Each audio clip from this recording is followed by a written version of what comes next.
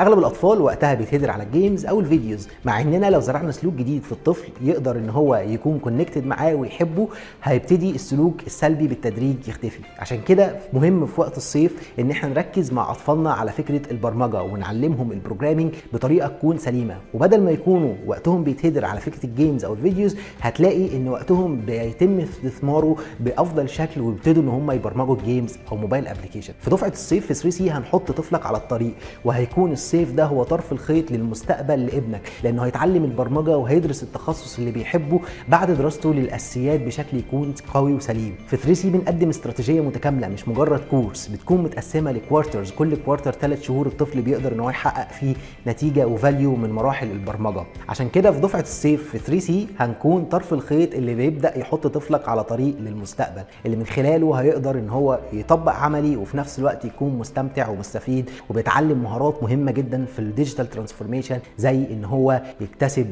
مهاره الفريلانسنج ورياده الاعمال، ولو عنده فكره في سن مبكر يقدر ان هو يجين من خلالها انكم، ويقدر ان هو يعرض مهاراته وتكون وسيله تحفيز قويه بالنسبه له. مستنيكم في دفعه الصيف اللي ابنك هيستفاد فيها باقوى محتوى علمي.